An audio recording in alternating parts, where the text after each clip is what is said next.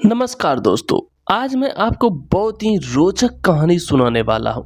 तो आप कहानी को आखिर तक जरूर सुनिएगा। ये कहानी है एक मराठी लोक कथा। बहुत दिन पहले की बात है। एक छोटा सा नगर था, पर उसमें रहने वाले लोग बड़े दिल वाले थे। ऐसे न्यारे नगर में 4 मित्र रहते थे। वे छोटी उम्र के थे, पर चारों में बड़ा मेल था। उनमें एक राजकुमार, दूसरा राजा के मंत्री का पुत्र, तीसरा साहूकार का लड़का और चौथा एक किसान का बेटा था। चारों साथ साथ खाते पीते खेलते और घूमते थे। एक दिन किसान ने अपने पुत्र से कहा, देखो बेटा, तुम्हारे तीनों साथी धनवान हैं और हम गरीब हैं। भला धरती और आसमान का क्या मेल। लड़का बोला, नहीं पिताजी, मैं उनका साथ नहीं छोड़ सकता, बेशक यह घर मुझे छोड़ना पड़े। बाप यह सुनकर आग बबूला हो गया और लड़के को तुरंत घर छोड़ चले जाने को कहा। लड़के ने भी राम की भांति अपने पिता की आज्ञा सिरोधारी कर ली और सीधा अपने मित्रों के पास जा पहुंचा। उन्हें सारी बात बताई। सबने तय किया कि हम भी अपना अपना घर छोड़कर साथ रहेंगे।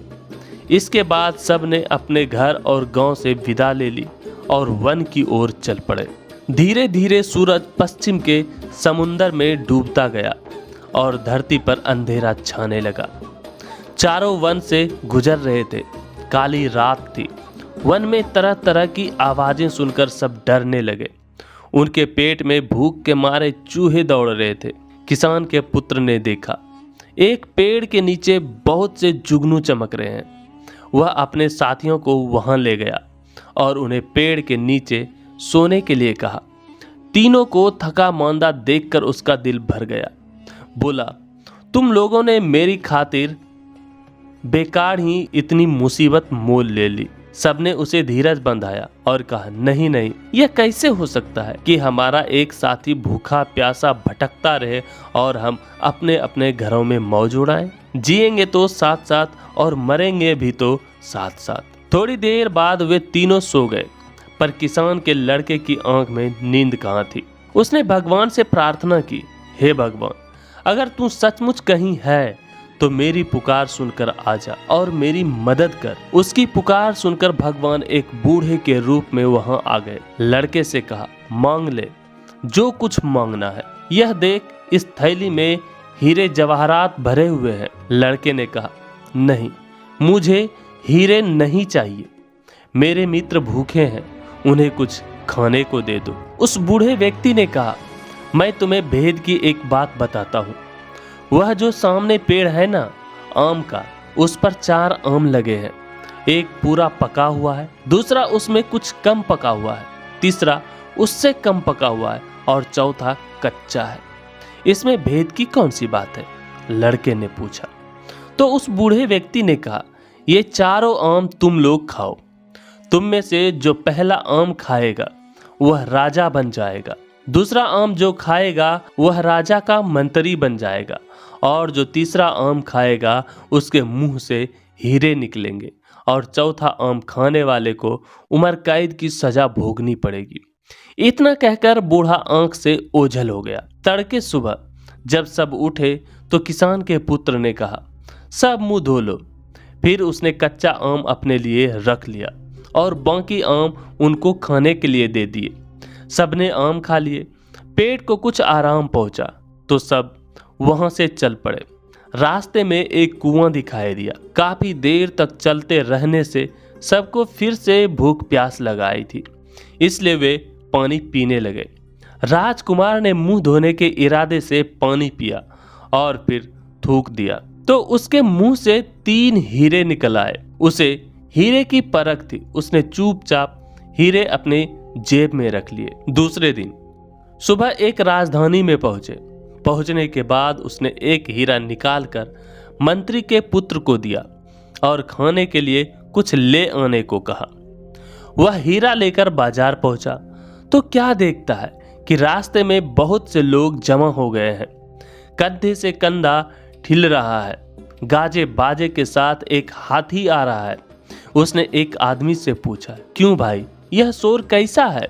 तब उस आदमी ने बड़े ही विस्मय से कहा, अरे तुम्हें नहीं मालूम, लड़के ने कहा, नहीं तो उस आदमी ने कहा, यहाँ का राजा बिना संतान के मर गया है। राज के लिए राजा चाहिए, इसलिए इस हाथी को रास्ते में छोड़ा गया है, वही राजा चुनेगा। लड़के ने कहा, वो कैसे? तब उस व्यक्ति ने कहा, हाथी की सूंड में वह फलमाला देख रहे हो ना? लड़के ने कहा, हाँ हाँ। तो उस व्यक्ति ने कहा, हाथी जिसके गले में यह माला डालेगा वही हमारा राजा बन जाएगा। देखो वह हाथी इसी ओर आ रहा है, एक तरफ हट जाओ। लड़का रास्ते के एक ओर हटकर खड़ा हो गया। हाथी ने उसके पास आकर अचानक उसी के गले में माला डाल दी। इसी प्रकार मंत्री का पुत्र राजा बन गया। उसने पूरा पका हुआ आम जो खाया था, वह राज वैभव में अपने सभी मित्रों को भूल गया। बहुत समय बीतने पर भी वह नहीं लौटा। यह देखकर राजकुमार ने दूसरा हीरा निकाला और साहूकार के पुत्र को देकर कुछ लाने को कहा। वह हीरा लेकर बाजार पहुंचा। राज्य को राजा मिल गया था, पर मंत्री के अभाव की पूर्ति करनी थी, इसलिए हाथी को माला देकर दोबारा भेजा गया। किस्मत की बात देखिए, अब हाथी ने एक दुकान के पास खड़े होकर साहूकार के पुत्र को ही माला पहनाई। वह मंत्री बन गया और वह भी दोस्तों को भूल गया। इधर राजकुमार और किसान के लड़के का भूख के मारे बुरा हाल हो रहा था। अब क्या करे? फिर किसान के पुत्र ने कहा, अब मैं ही खाने की कोई चीज ले आता हूँ। राजकुमार ने बचा हुआ तीसरा हीरा उसे सौंप दिया। वह एक दुकान में गया। खाने की चीजें लेकर उसने अपने पास वाला हीरा दुकानदार की हथेली पर रख दिया।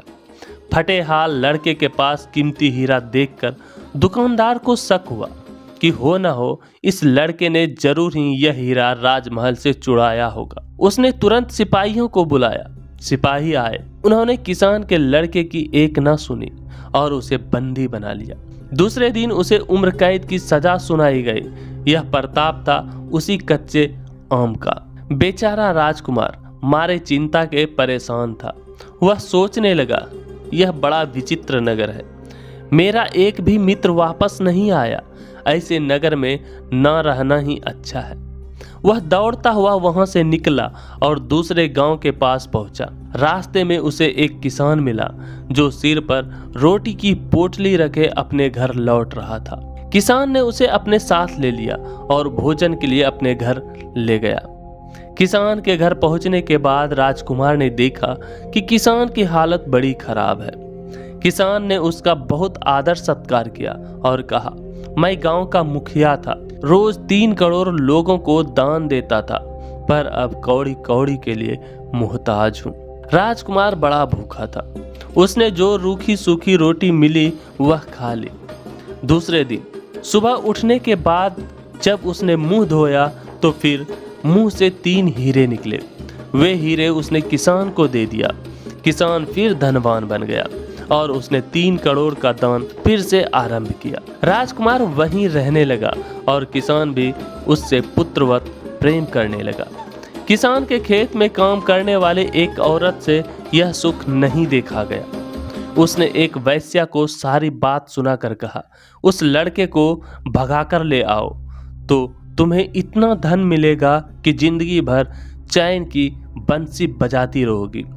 अब वैश्या ने एक किसान औरत का रूप धर लिया और किसान के घर जाकर कहा, मैं इसकी माँ हूँ। यह दुलारा मेरी आंखों का तारा है। मैं इसके बिना कैसे जी सकूंगी? इसे मेरे साथ भेज दो। किसान को उसकी बात जच गई। राजकुमार भी भुलावे में आकर उसके पीछे पीछे चल दिया। घर आने पर वैश्या ने राजकुमार को खूब शराब पिलाई। उसने सोचा, लड़का उल्टी करेगा तो बहुत से हीरे एक साथ निकल आएंगे। उसकी इच्छा के अनुसार लड़के को उल्टी हो गई, लेकिन हीरा एक भी नहीं निकला। क्रोधित होकर उसने राजकुमार को बहुत पीटा और उसे किसान के मकान के पीछे एक गड्ढे में डाल दिया। राजकुमार बेहोश हो गया था।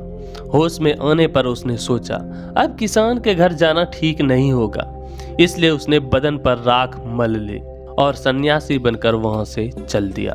रास्ते में उसे सोने की एक रस्सी पड़ी हुई दिखाई दी। जैसे ही उसने रस्सी उठाई, वह अचानक सुनहरे रंग का तोता बन गया। तभी आकाशवाणी हुई, एक राजकुमारी ने प्रण किया है कि वह सुनहरे तोते के साथ ही विवाह करेगी। अब तोता मुक्त रूप से आसमान में उड़ता हुआ देश देश की सैर करने लगा।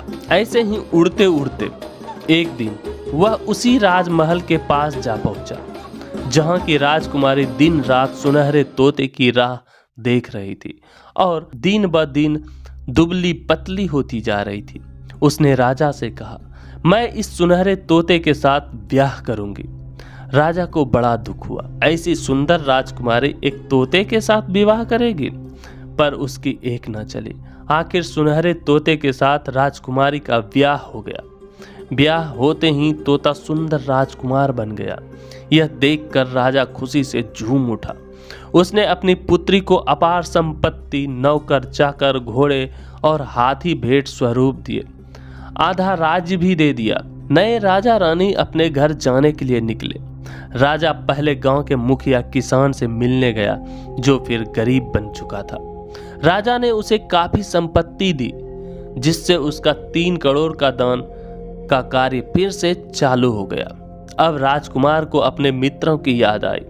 उसने पड़ोस के राज्य की राजधानी पर हमला करने की घोषणा की, पर लड़ाई आरंभ होने से पहले ही उस राज्य का राजा अपने सरदारों, मुसाहिबों सहित राजकुमार से मिलने आया। उसने अपना राज्य राजकुमार के हवाले करने की तैयारी बताई। राजा की आवाज से राजकुमार ने उसे पहचान लिया और उससे कहा, क्यों मित्र, तुमने मुझे पहचाना नहीं? दोनों ने एक दूसरे को पहचाना तो दोनों की खुशी का ठिकाना नहीं रहा। अब दोनों ने मिलकर अपने साथी किसान के पुत्र को खोजना आरंभ किया। जब सब कैदियों को रिहा किया गया तो उनमें किसान का लड़का मिल गया। राजकुमार को यह बात खटकने लगी कि उसके खातिर मित्र को कारावास भुगतना पड़ा। राजकुमार ने उसका आलिंगन किया और अपना परिचय दिया। किसान का लड़का खुशी से उछल पड़ा। फिर सब इकट्ठे हो गए। इसके बाद सबने अपनी अपनी संपत्ति एकत्र की और उसके 4 बराबर हिस्से किए। सबको एक एक हिस्सा दे दिया गया। सब अपने गांव वापस आ गए। माता पिता से मिले। गांव भर में खुशी की लहर दौड़ गई और सबके दिन सुख से बीतने लगे। दोस्तों, ये 4 पक्के दोस्तों की कहानी आपको कैसी लगी, आप हमें कमेंट करके ज़रूर बताएं। और ऐसी ही मनोरंजक और अच्छी कहानी सुनने के लिए इस चैनल को आप सब्सक्राइब ज़रूर करें। और मिलते हैं किसी नई कहानी के साथ। धन्यवाद।